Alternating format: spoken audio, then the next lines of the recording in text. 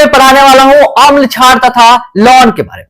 ठीक है, तो सबको गुड मॉर्निंग और यहां तैयार रहिए एक अच्छा सा कॉन्सेप्ट लेने के लिए। ठीक है, और हां, अक्सर मैं बोलता हूं कि साइंस एक ऐसा विषय है जो रटने का नहीं, समझने का विषय है। तो आपको यहां समझना होगा, रटना नहीं होगा। ठीक है, हम रटाते नहीं है, समझाते हैं।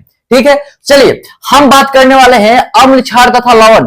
इसमें को बात करने से पहले कुछ बातें जानना जरूरी होता है। ठीक है, क्या बातें जानना जरूरी होता है तो मैं बताता हूं, सुनेगा। अभी तक 118 एलिमेंट का खोज हो चुका है जो मेंडलीव के पीरियोडिक टेबल में है। ठीक है, और आवर्त सारणी में ये रासायनिक तत्व है। अब बात करते हैं कि देखिए 118 एलिमेंट तो है, तत्व है। ठीक है, अगर कोई क्वेश्चन पूछता है कि मेंडलीव के पीरियोडिक टेबल में कितना तत्व है तो याद रखेंगे 118। ठीक है, और उसमें से जो प्राकृतिक है जिसको भगवान जी बनाए हैं कितना है 94, यानी कि 94। और ये मैन मेड है, साइंटिस्ट लोग है, प्रयोगशाला में तैयार किए थे, कितना 24। याद रहेगा। ठीक है, अब हम आगे की तरफ बढ़ते हैं। 118 एलिमेंट में, तत्व में, ठीक है, धातु होता है, अधातु होता है, और एक होता है ऐसा जिसमें धातु और अधातु दोनों का गुण पाया जाता है, जिसको हम कहते हैं उपधातु। ठीक है, तो ये तीनों 118 एलिमेंट्स में ये सभी आते हैं। ठीक है, अब हम बात करते हैं कि जब एक तत्व, सुनिएगा ध्यान से, जब एक तत्व दूसरे तत्व से मिलता है, ठीक है, यानी कि अभिक्रिया करता है, यानी कि रासायनिक अभिक्रिया करता है, तो एक सबस्टांस बनाता है, एक पदार्थ बनाता है, जिसको हम कहते हैं यौगिक। देखिए यहां पर लिखा हुआ है। ठीक है, तो देखिए पहला तत्व दूसरे तत्व से मिलेगा तो रासायनिक अभिक्रिया करेगा, तो वो एक सबस्टांस बनाएगा, पदार्थ बनाएगा, जिसको हम यौगिक कहते हैं।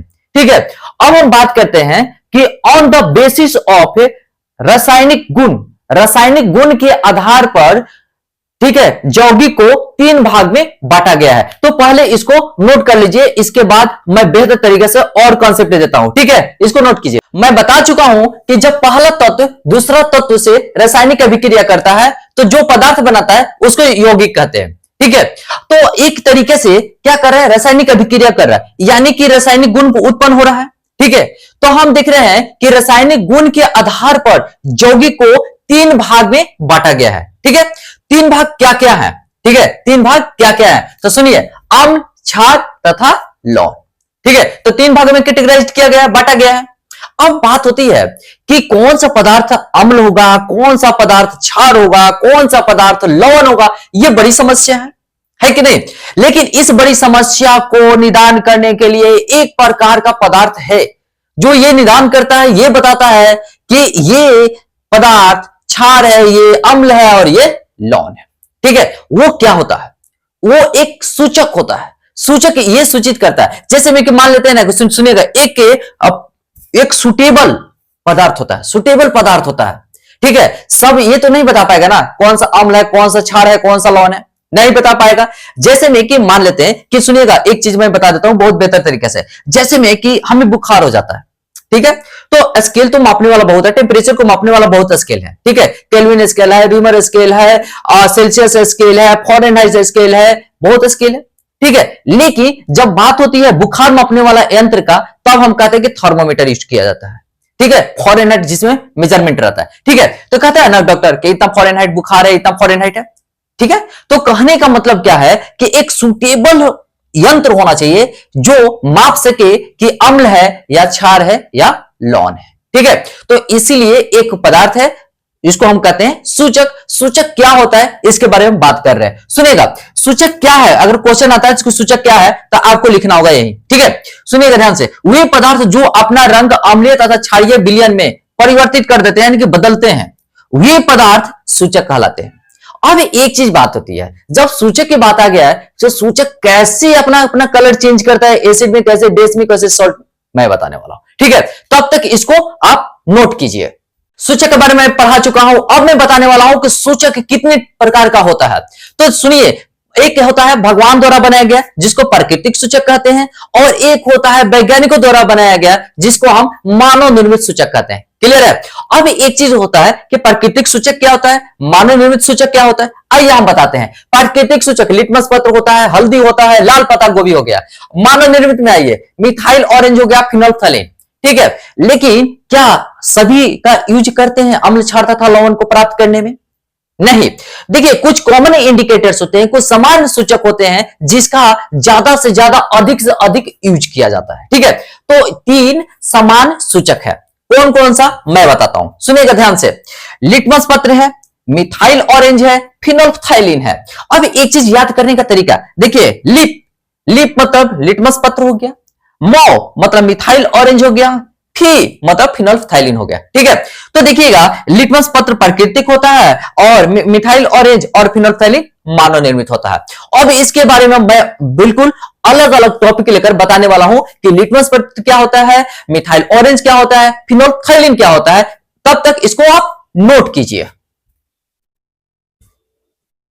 अब हम आ चुके हैं सूचक नंबर 1 लिटमस पत्र में। ठीक है, लिटमस पत्र का महत्व क्या है अम्ल क्षार तथा लवण में?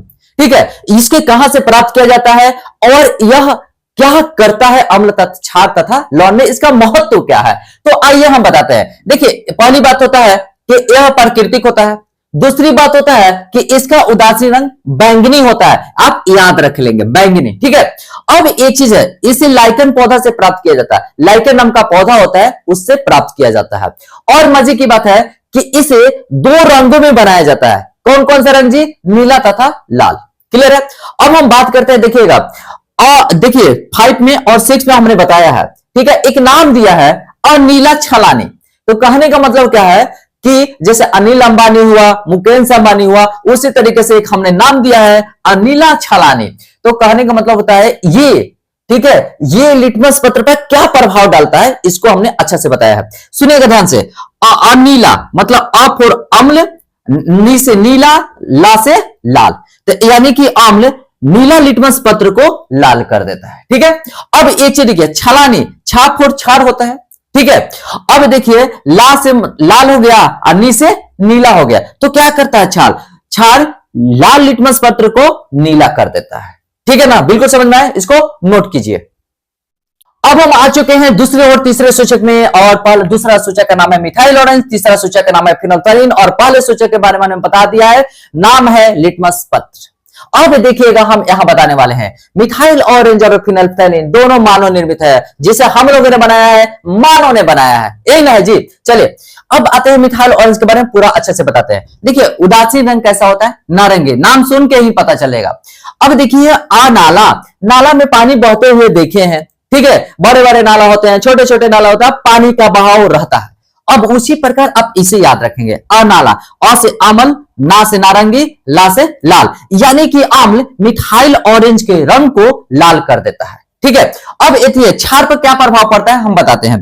देखिए छानापी, देखिए गांव में कोई खाना खाता है, कोई ठीक है, कोई नहीं आ पाता है, तो उसके लिए छाना लेके जाया जाता है। ठीक है, तो याद रखिए उसके नाम से छानापी, छाना को पी लीजिए। ठीक है, तो देखिए क्षार है, ना से नारंगी कलर को क्या करता है, पी से पीला कर देता है। याद रखेंगे क्षार मिथाइल ऑरेंज के कलर को क्या कैसा कर देता है जी, पीला कर देता है। अब हम आते हैं फिनोल्फथाइलिन में, उदासीन रंग रंगहीन होता है। देखिए अम्ल पर क्या प्रभाव पड़ता है, और याद रखेंगे अम्ल रंगहीन रहता है, क्या होता है, फिनोल्फथाइलिन रंगहीन होता है, तो रंगहीन यानी कि अम्ल का फिनोल्फथाइलिन पर कोई प्रभाव नहीं पड़ता है। क्लियर है, क्या कहे, अम्ल पर फिनोल्फथाइलिन का कोई प्रभाव नहीं पड़ता है। अब आइए क्षारक, ठीक है, याद रखेंगे क्षारक बहुत अच्छा नाम है, और क्षारक, तो नाम अपना रख सकते हैं। तो देखिए छा से क्षार हो गया, र से रंगहीन हो गया, और ग से गुलाबी हो गया। ठीक है, तो आप याद रखेंगे क्षार फिनोल्फथाइलिन को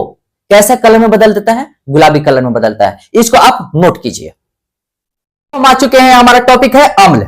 ठीक है, अम्ल क्या होता है, अक्सर एग्जाम में पूछा जाता है कि अम्ल की परिभाषा दे। ठीक है, हम बताएंगे। अब बात होती है कि अम्ल किस किस रूप में पाया जाता है, हम बताएंगे बहुत अच्छे तरीके से। ठीक है, अब सुनिएगा ध्यान से, इसी से क्वेश्चन बनता है, कैसे कैसे क्वेश्चन बनता है उसके बारे में बात करेंगे।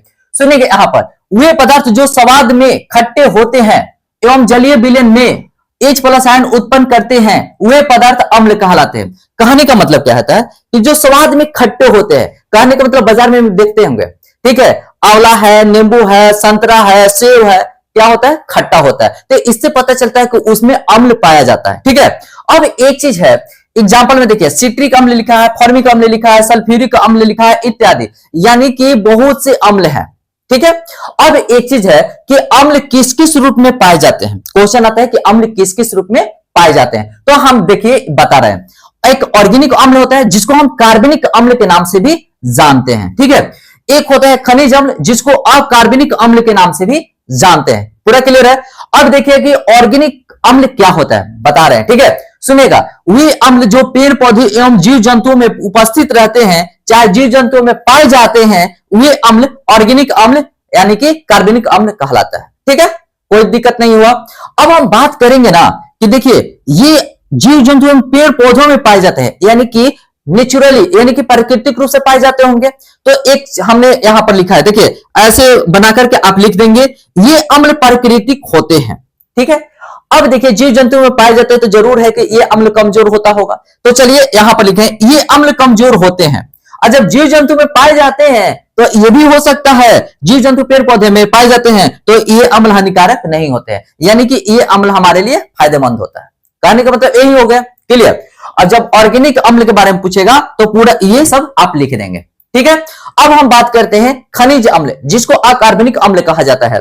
तो देखिएगा, वे अम्ल जो पृथ्वी के खनिज से तैयार किए जाते हैं वे अम्ल खनिज अम्ल कहलाते हैं। सुनेगा, वे अम्ल जो पृथ्वी के खनिज से तैयार किया जा रहा है, यानी कि तैयार कौन करता है जी?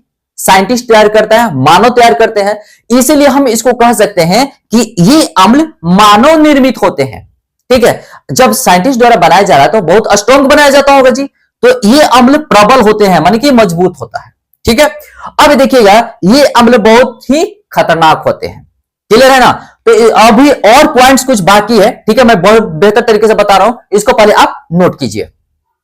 हम बताने वाले हैं अंतर प्रबल अम्ल और दुर्बल या निर्बल अम्ल के बीच, ठीक है। अब देखिएगा अंतर कैसे, आपको याद रखना होगा, एग्जाम में आता है, ठीक है। सुनिएगा, वे अम्ल जो जल में पूर्णतः घुल जाते हैं एवं अधिक मात्रा में H+ आयन उत्पन्न करते हैं, वे अम्ल प्रबल अम्ल कहलाते हैं, ठीक है। देखिए यहां पर हमने जल में अम्ल डाला, ठीक है, तो अधिक मात्रा में H+ आयन उत्पन्न कर रहा है, ठीक है। अब सुनिएगा यहां पर देखिए, वे अम्ल जो जल में अंशतः यानी कि अंशतः मतलब कम मात्रा में घुलते हैं एवं कम मात्रा में H+ आयन उत्पन्न करते हैं, वे अम्ल दुर्बल अम्ल कहलाते हैं। देखिए यहां पर हमने फोटो बनाया है, अम्ल को डाला है पानी में, ठीक है, तो ये कम मात्रा में H+ आयन देगा, क्योंकि देखिए अम्ल जब कम मात्रा में घुलता है ना तो कम ही मात्रा में H+ आयन देगा, ठीक है। अब एक चीज है कि देखिए ये पूर्णतः घुल जाता है, यानी कि जो प्रबल अम्ल है ना बहुत तेजी के साथ अभिक्रिया करेगा, ठीक है।